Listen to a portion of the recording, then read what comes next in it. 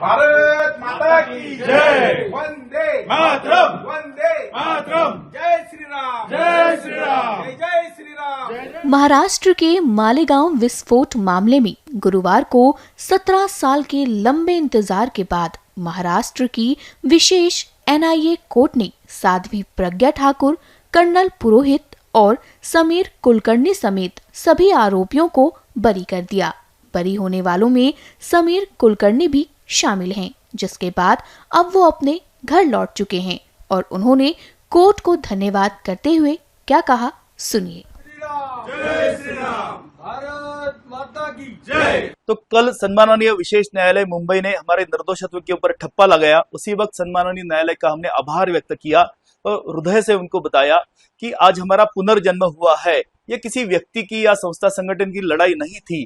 तो हम बहुसंख्यक हिंदू समाज का जो आस्था का, श्रद्धा का प्रतीक था, इस परम पवित्र भगवा शब्द के लिए, सनातन हिंदू शब्द के लिए हमने ये कानूनी लड़ाई बहुत स्वाभिमान के साथ लड़ी। 2009 का आम चुनाव सामने रखकर तत्कालीन कांग्रेस का, राज्य का और केंद्र का जो नेतृत्व था, उन्होंने मुस्लिम तुष्टीकरण का घटिया राजनीति किया। मालेगांव के जो पीड़ित टैक्स पेयर है, उनकी जान बचाने में वो सब लोग असमर्थ रहे। उनके मृत्यु के पश्चात भी घटिया राजनीति उन लोगों ने किया। अल्पसंख्यक समाज के साथ छल किया और बहुसंख्यक हिंदू समाज के वोटों के ऊपर दशकों का इस देश के अंदर सत्ता का उपभोग किया। लेकिन इसी हिंदू समाज के साथ उन्होंने गद्दार किया। उनमें जो प्रमुख नाम थे तो शरद पवार, दिग्विजय सिंह, सुशील कुमार शिंदे, शिवराज पाटिल, चिदम्बरम, जयंत पाटिल, राहुल गांधी, सोनिया गांधी, शकील अहमद, अहमद पटेल, इन्होंने क्षुद्र स्वार्थ का परिचय देते हुए हमारे बहुसंख्यक समाज को विश्व पटल के ऊपर बदनाम किया।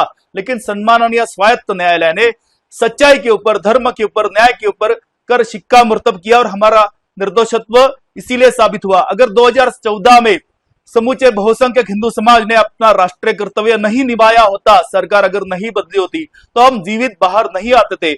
इसीलिए हम बार बार कहेंगे, आजीवन कहेंगे कि राज्य सरकार के और केंद्र सरकार के हम लाभार्थी भारतीय है। इन्हीं के वजह से हमें जीवन दान मिला है। आज स्वस्थ समाज में आज मैं अपने घर पे बैठा हूं तो उन्हीं सभी कार्यकर्ताओं की वजह से बैठा हूं। इसलिए मैं बार बार समूचे भारतीय समाज को, हिंदू समाज को आह्वान करूंगा कि मरते दम तक कांग्रेस को आप वोट मत कीजिएगा। आज मैं निमित्त था, मेरा जीवन 17 वर्ष बर्बाद हुआ।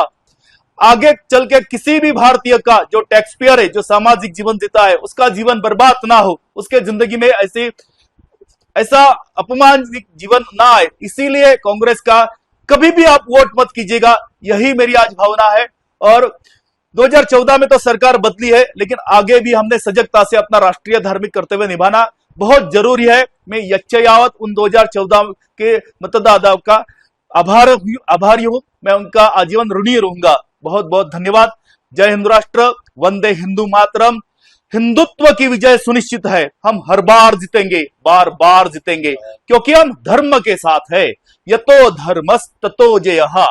ओम नमः पार्वती पते, हर हर महादेव। इस केस में मिलिंद राव जोशी जो है, उन्हें विटनेस रखा गया था। ऐसा बताया जा रहा है कि उनके ऊपर भी दबाव था कि इस केस में आरएसएस का नाम लिया जाए, योगी आदित्यनाथ जी का नाम लिया जाए। क्या बताना चाहोगे इसके ऊपर, क्या राय है? इस मुकदमे के अंदर टोटल 16 आरोपियों के चार्जशीट के अंदर नाम है। 14 आरोपियों का गिरफ्तारी किया। 2014 में सरकार बदलने के पश्चात सरकारी वकील बदले, क्योंकि जो पूर्व सरकारी वकील थे वो कानून के दायरे के अंदर काम नहीं कर रहे थे। सप्लीमेंट्री चार्जशीट के अंदर 7 आरोपियों के खिलाफ कोई भी एविडेंस नहीं था और एटीएस ने यह ड्यूबियस मेथड से इन्वेस्टिगेशन किया, ऐसा देश का टॉप 1 प्रीमियर एजेंसी एनआईए कहता है।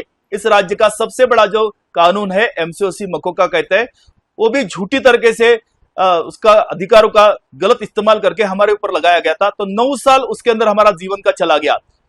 तो इस मुकदमे के अंदर केवल विटनेस से कोई ऊपर दबाव नहीं बनाया गया, तो जो एटीएस के ऑफिसर थे, जो आर्मी ऑफिसर थे, उनके ऊपर भी दबाव बनाया गया। इस मुकदमे का ओरिजिनल एफआईआर गायब, 164 स्टेटमेंट गायब, कन्फेशनल स्टेटमेंट गायब, एफिडेविट्स गायब, जो इलेक्ट्रॉनिक एविडेंस के नाम के ऊपर सीडी दिया गया वो भी वक्त के ऊपर चली नहीं, लेकिन उसके आधार के ऊपर 17 साल हमको इस जेल के अंदर रखा गया। तो हमें ही क्यों पकड़ा, बार बार ये जो सवाल उठता है, तो उसका प्रमुख कारण ये है कि ये सभी के सभी लोग निस्वार्थ भाव से, कर्तव्य भाव से देश का जो सत्ताधारी कांग्रेस था, राज्य का जो राष्ट्रवादी कांग्रेस था, उनका जो देश विरोधी गतिविधि थी, तो कानून के दायरे के अंदर अपना संवैधानिक कर्तव्य का निर्वहन कर रहे थे। और जैसा गांधी वध के पश्चात सभी संस्था संगठनों को बैन करना, उनका शीर्ष नेतृत्व को जेल में डालना, उसी उद्देश्य से उनकी में हमने नहीं मिलाया, उनका जो भी कहना था वो हमने नहीं माना। हम सामाजिक जीवन जीते हैं, हम अपने जिंदगी में कभी भी जो सामाजिक धार्मिक क्षेत्रीय जीवन जीने वाले लोग थे उसमें प्रमुखता से श्रद्धेय योगी आदित्यनाथ जी, श्रद्धेय श्री श्री रविशंकर जी, श्रद्धेय परम पूज्य सरसंघ चालक मोहन भागवत जी, श्रद्धेय अखिल भारतीय कार्यकारिणी सदस्य इंद्रेश कुमार जी, प्रवीण तोगड़िया जी, इनके आप नाम ले लो, न्यायालय में मुकर जाना। लेकिन ये हम हिंदुओं के लिए जीवंत भगवान है, जिंदा भगवान है। हम मरने के लिए तैयार थे, लेकिन हमने इनका नाम नहीं लिया, हमने झूठी गवाही नहीं दी, हम साक्षीदार नहीं बने, इसलिए आरोपी बने। और केवल मैं नहीं कह रहा हूं, ऐसे बहुत सारे साक्षीदारों ने एफिडेविट के ऊपर न्यायालय के अंदर भगवान की सौगंध खाकर ये साक्ष्य रिकॉर्ड हुई है। तो यह सच आज दुनिया के सामने आया है। तो आज कांग्रेस ने बहुसंख्यक हिंदू समाज की क्षमा मांगनी चाहिए और अल्पसंख्यक समाज की जात जो छल किया है, तो उनके नेतृत्व को, उनके समाज को भी जागरूक होकर कभी भी उन्होंने भी कांग्रेस का साथ नहीं देना चाहिए। मेरे जिंदगी में कल का खुशी का दिन है, आज मेरे परिवार बहुत खुश है, लेकिन जिस परिवार का सदस्य इस गंभीर गुनाह के अंदर जिसकी जान चली गई, जो 100 के ऊपर जो घायल थे, तो उन परिवारों को आज वो स्वयं धता महसूस कर रहे, वो आज स्वयं को बेवकूफ बनाया कांग्रेस ने, ऐसा समझ रहे। तो ऐसी घटिया राजनीति इस देश के अंदर नहीं चलना चाहिए। किसी भी करदाता, प्रामाणिक, देशभक्त, धर्मनिष्ठ भारतीयों ने कांग्रेस को परोक्ष अपरोक्ष रूप से कभी भी सहयोग नहीं करना चाहिए। आखिरी क्षणों तक, आखिरी सांसों तक उसको मतदान नहीं करना चाहिए। यही मेरी प्रार्थना है। मेरा इतना ही निवेदन है कि मेरा परिवार बर्बाद हुआ, मेरा जिंदगी का वक्त बर्बाद हुआ, किसी भी भारतीय का आगे चल के वक्त बर्बाद ना हो, इसीलिए उन्होंने अपने कर्तव्य का, राष्ट्रीय कर्तव्य का परिचय देना चाहिए। आजीवन मैंने सभी भारतीयों का ऋणी रहूंगा जिन्होंने 2014 में सत्तांतर करने में अपना राष्ट्रीय कर्तव्य निभाया।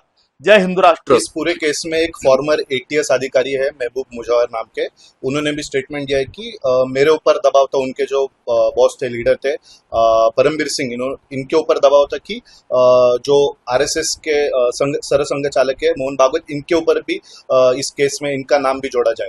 ये ऑफिशियल न्यायालय का रिकॉर्ड है, सोलापुर का रिकॉर्ड है, जो हमारे कोर्ट के अंदर जब सुनवाई चली तो कोई एक्यूज के वकील ने उसकी सर्टिफिकेट कॉपी लगाया है।